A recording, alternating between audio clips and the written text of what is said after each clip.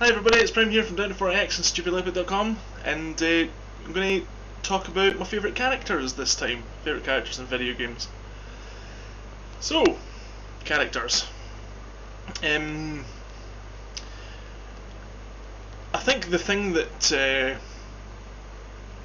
that makes me like characters is probably, like, to begin with, obviously their designs. Like I don't know, like I think my favourite designed character ever would probably be Sol Badguy from the Guilty Gear games. Like, there's just something about him that's immediately outrageous, but totally really cool and stylish at the same time. It's not even the personality that I think is cool, you know, like, his personality is just this, you know, I'm just this total badass guy that's like, just this mean guy that's like, that can kick anybody's ass, but it's not really, that's not really what makes me like him. It's the way he looks, you know, like, it has that sort of Japanese form of being very stylish, and not in a, and it's not in a like, the style isn't necessarily in an anime way. It's more to do with the fact that it feels like Japanese style, and what I mean by that is, comparatively, like Kazuma Kiryu from, like, Yakuza games.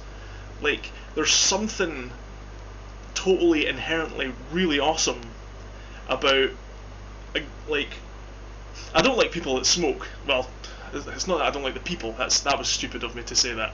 Like, I don't like smoking. I don't like I personally, I think it's a disgusting habit. But there's something stylish about a guy in a, well, like, you know, a cool suit, like smoking a total cigarette and having a drink of brandy or something. It seems really stylish. And Sol Badguy makes me think that same sort of style. As he's not in a suit, you know what I mean? He's not stylish as in, like, hair combed back in a suit smoking a cigarette. He just exudes that same style though.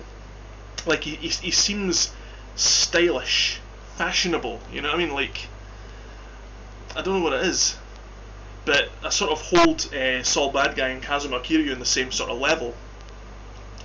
Kazuma Kiryu is a really cool character as well, and that's more to do with his personality. He's got this sort of Batman streak within him where he's incorruptible, you know. He's this mean guy that he's essentially a Yakuza version of Batman. Like, he's, whenever anybody gets in his way in front of his goals or anything like that, he'll take them out, and he'll take them out extremely violently. It's not so much to do with he's a vigilante, it's to do with the fact that if anybody sort of harms anybody that he cares about, he'll go nuts, you know what I mean? Like, nothing can stop him, essentially.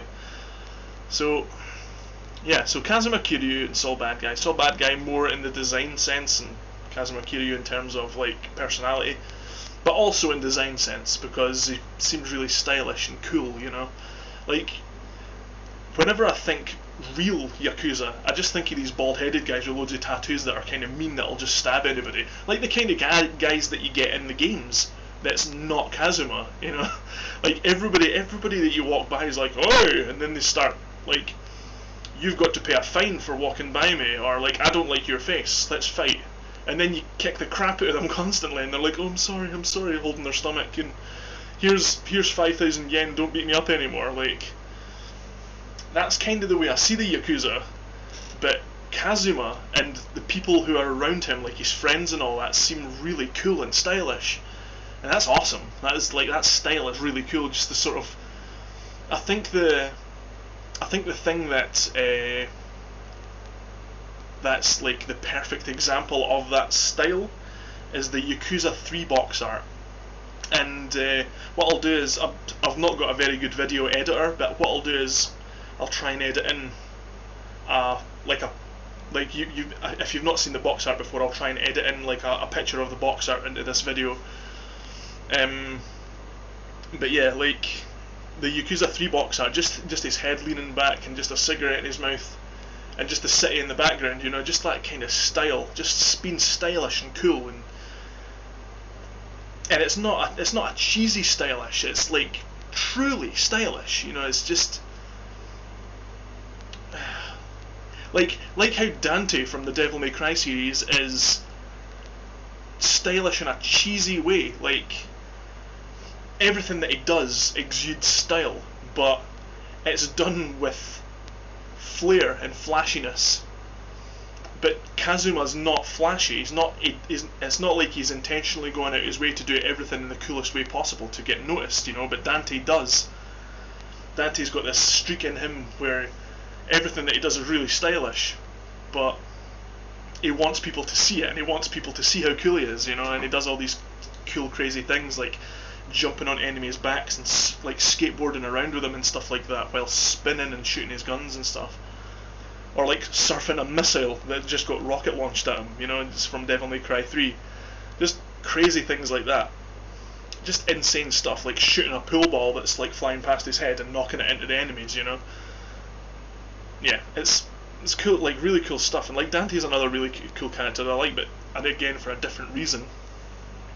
Let me see, what other cool characters do I like. I explained the other day there that I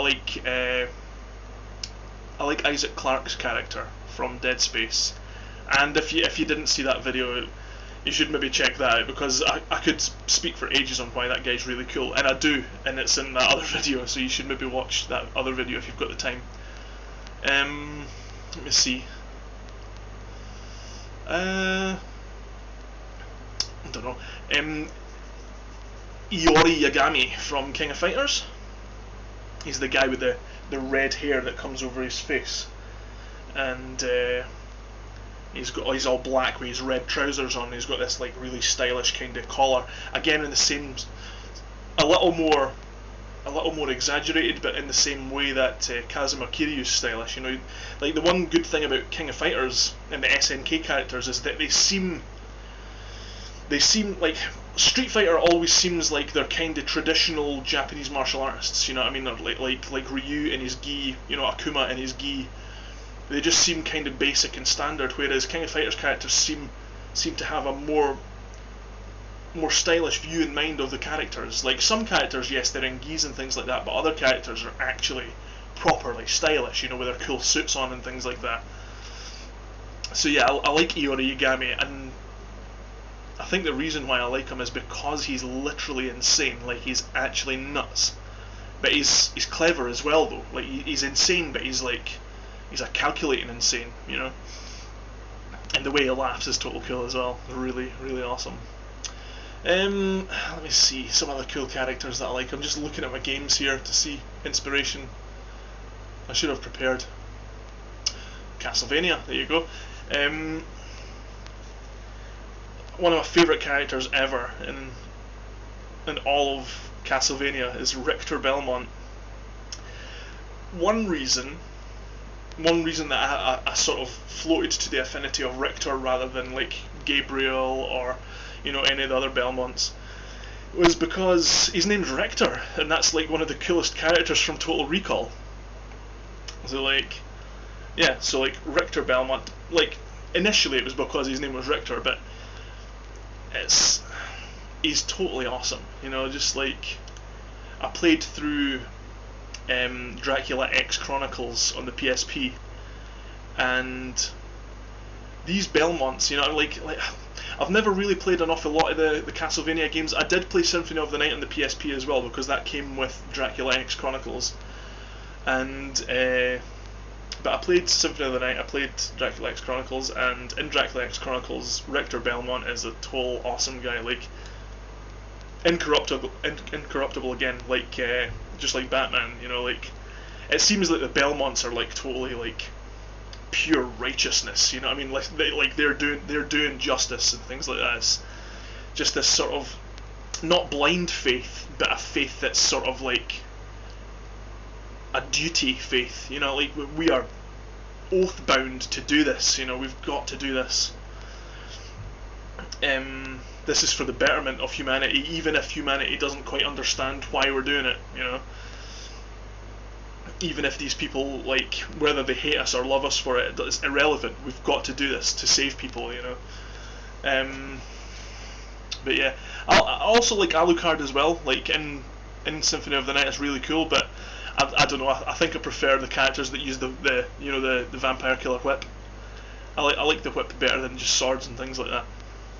Just because it makes them unique, you know. Because every character uses a sword or a gun or something. A whip though, you know. Whip's awesome. That's totally cool. Obviously Dracula's really cool in those games as well. And by the way, man, sorry, slight spoilers here, so you maybe want to skip ahead like 15 to 20 seconds or something like that for Lords of Shadow 1. But at the very end, here's the spoiler, at the very end, you fight Satan. And I thought that was like, wow, that is totally cool. And that boss fight is such a... Oh, like... Anyway, okay, spoiler over. Sorry. Let me see what else. Looking at all my games. Kingdom Hearts Sora. This is getting me thinking about other characters that I can talk about now as well. And I didn't want this to be long as well. And this is going to be this is going to be ages. This one. I'll probably upload it while I sleep and then just confirm it when I wake up. Sora from Kingdom Hearts. This is my sort of softer side coming through when I talk about this, and I hate talking about it like to other people because they think I'm some sort of really soft person, you know, like a person who like is all emotional and stuff like that. And it's not like that. It's like Sora is a really cool character because he values. I feel an affinity towards Sora because he like me, he values friendship. Like there's nothing I wouldn't do for my friends, you know. And Kingdom Hearts is all about laying down your life for another person, you know. It's all about friendship. It's all about gaining friends, gaining new allies, and like the loss of friends where you've got to try and rescue them and things like that. And there's something about Sora that is genuinely sympathetic and genuinely, like, I don't know how to put it. Like he seems like a person who, like, there's a bit in Kingdom Hearts 2 where he's just like, it's at the very beginning, so it's not much of a spoiler, and it's not even a story spoiler. It's just something that happens that, like, for lack of a better term, touched my heart. It almost made me cry. But at the very beginning, after the Roxas bit, you play as Sora, and he's about to leave on the train, and he'd just met all these other guys. You know, he'd just like he'd never met them. Like he'd met them like 5 minutes or something like that. In terms of gameplay, he might have known them for about like a few hours or something like that in terms of reality. But I'm getting ahead of myself here. But he's about to leave on the train.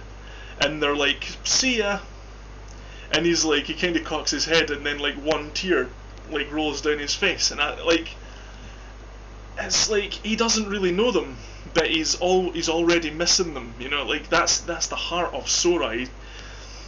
He feels like, and I hate using terms like that because they're not real characters. They're not real people, you know. But like, for me to say that he feels this and he feels that is ridiculous. But you can tell within the context of the story he already misses them, and he feels sad that he has to leave them, even though he's got more important things to deal with. It's almost like he really wants to just stay and be friends with them, you know.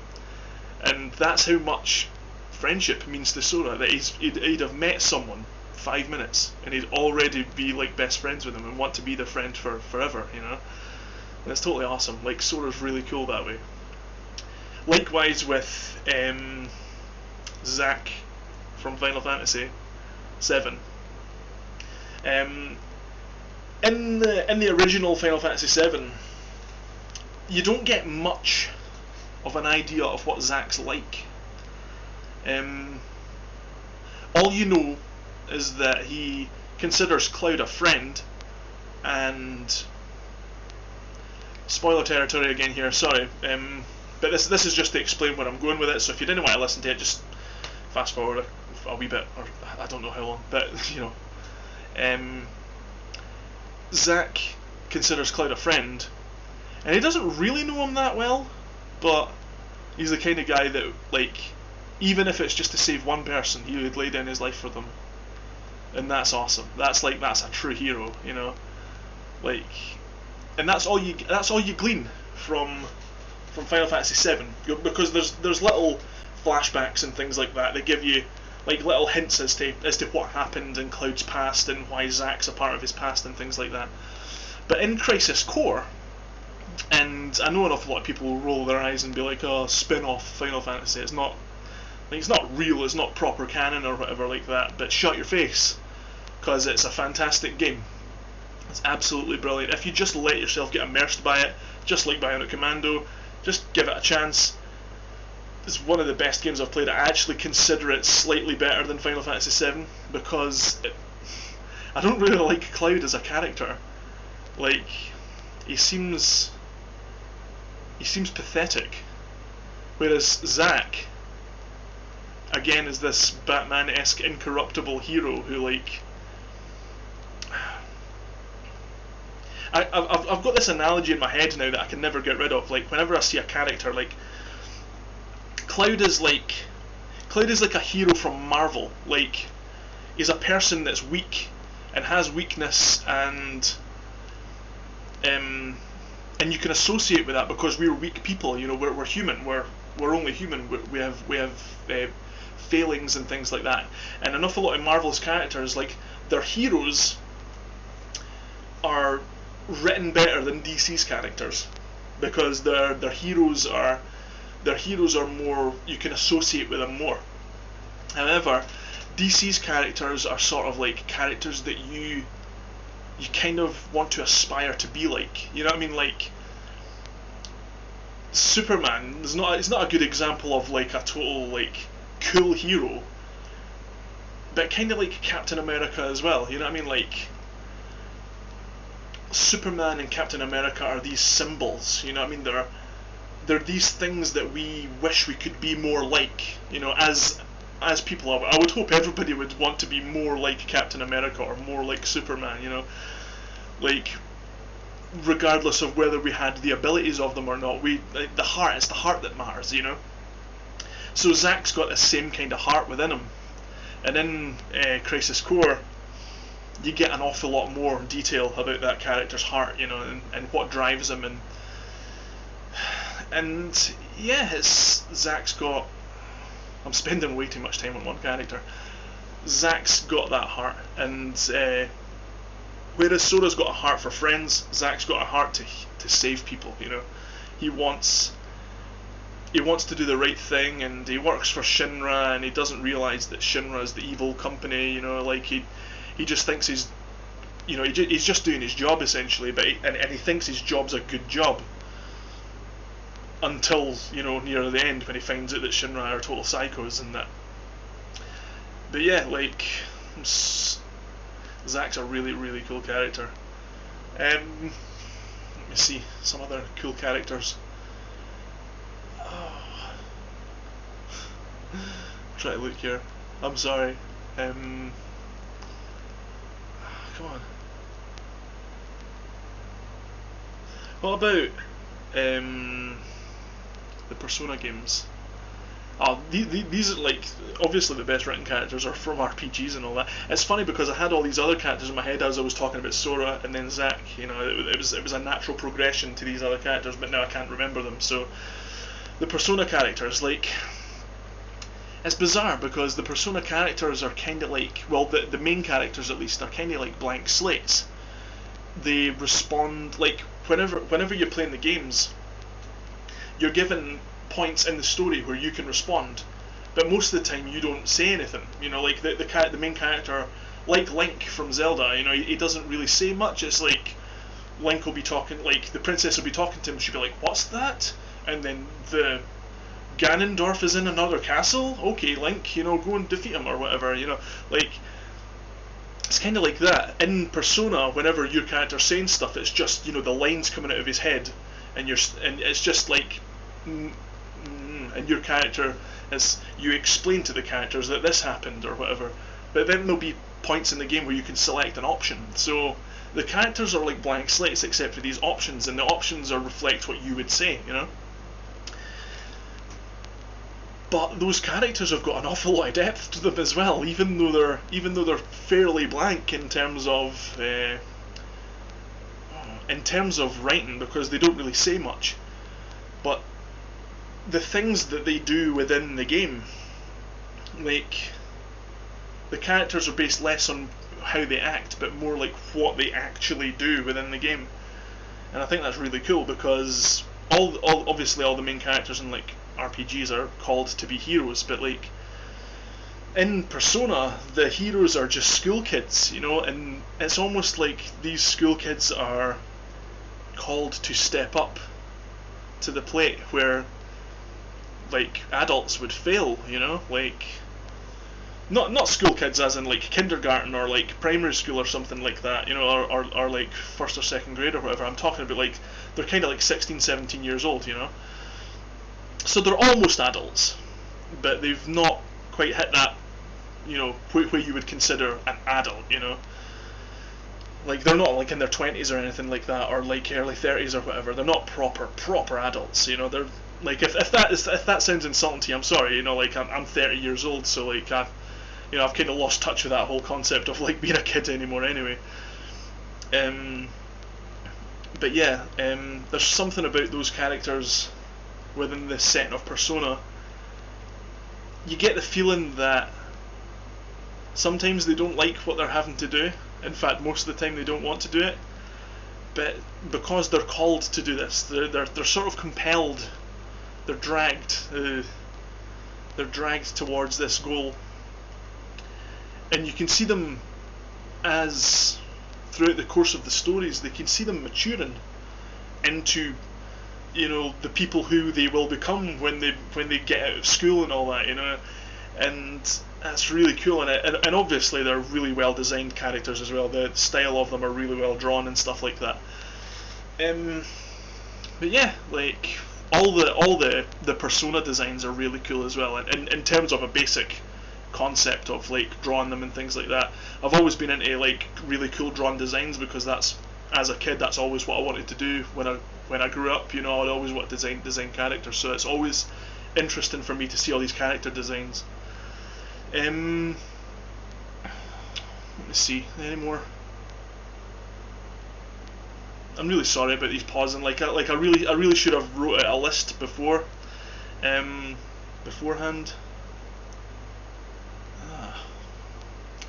I could say the ones that everybody expects, like Solid Snake and things like that. I suppose I could say one villain at least. My favourite villain in Metal Gear Solid is Revolver Ocelot, and there's like everybody remembers Psycho Mantis in that, and they're like, you know, the mask and the excellent Snake, you know, like it. I prefer Ocelot. Like Ocelot seems like, you know, like when you see him walking along, and like the first thing that you'd see is the boots with the spurs, and you hear the spurs, and you're like, it's just the swirl of the gun, you know, spinning his gun. Like he's got that thing going, like Kazuma Kiryu, you know, like he's got his own style, you know. He's stylish and he's ruthless, you know. 6 bullets, enough to kill anything that moves, you know, that whole sort of concept of him. He's a really well trained guy, and he won't hesitate to kill you, but he's also really stylish in the way he does it, you know. He kind of, it's almost like in the morning when he wakes up, he's like, I'm going to have to look my best for this, you know, this is like a performance for me, you know. Yeah, Ocelot's awesome.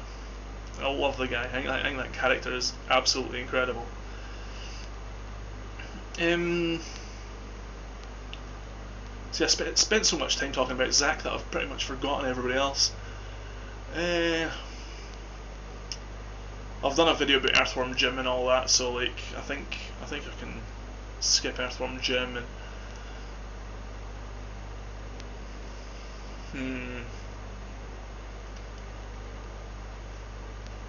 See all these RPG characters now. Laharl from Disgaea. If you've never seen a Disgaea game before, legendary games. These are brilliant games, but they're not for everybody. They're not games that are for everybody. Oh man, this video's going on for too long. This is gonna take ages, right? Disgaea it's a game. It's like an isometric turn-based strategy Japanese RPG. So like you would like, you've got characters and you've got like a starting panel, and it's like a tactics game, you know, like Final Fantasy Tactics or something.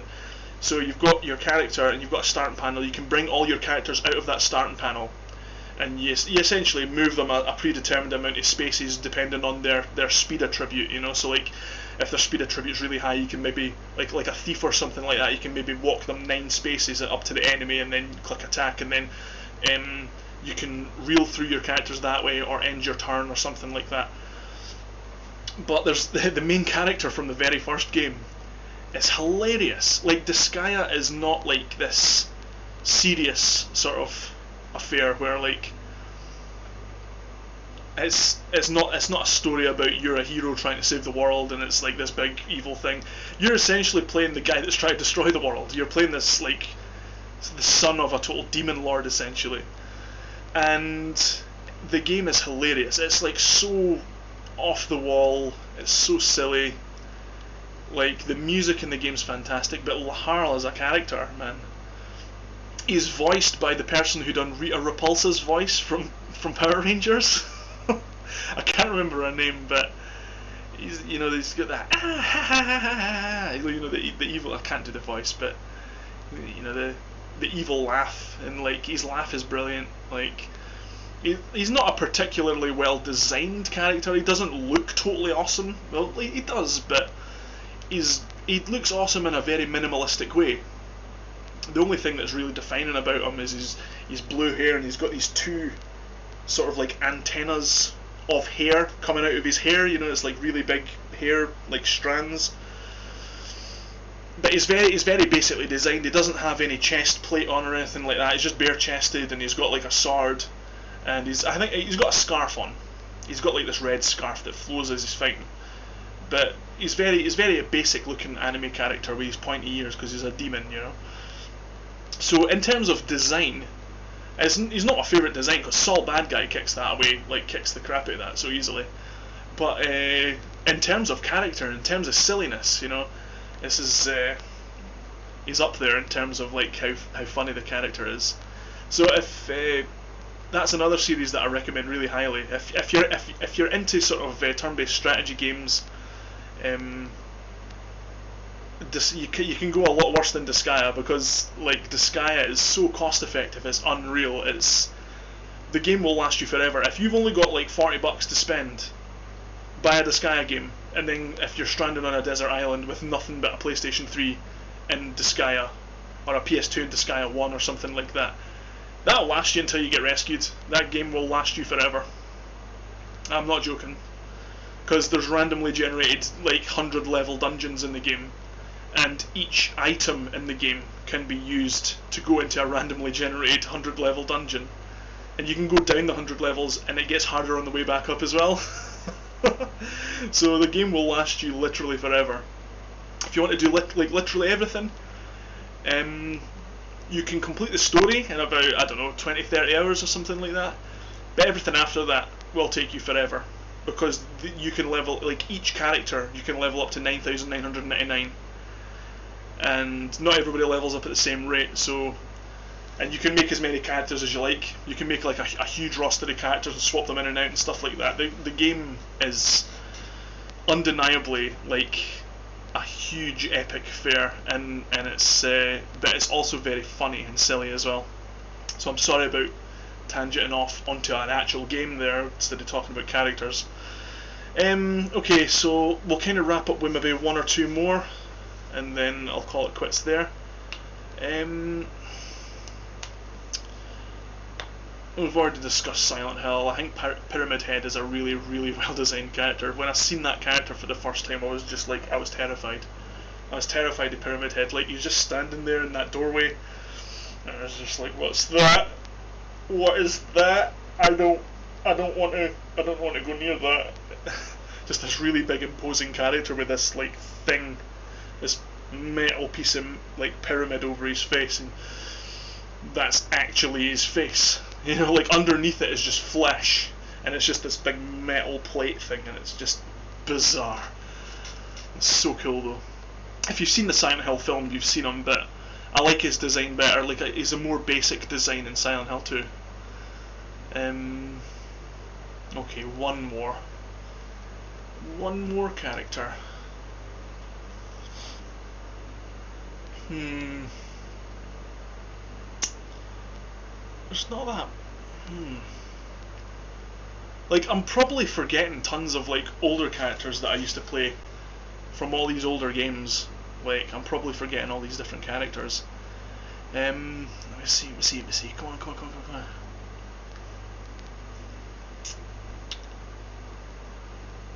I didn't want to say anything that's kind of bog standard, you know. Like, I could say Tommy Vercetti from Vice City, because I love the way his character develops throughout the story arc of the game. Because to start off with, he seems this kind of like this guy who, it's almost like he wants to get out of the business, but then by the end of the game, he's so deep in it that he's so brutal and vicious, you know. Like, it's like they've dragged him back into being this total horrible criminal again.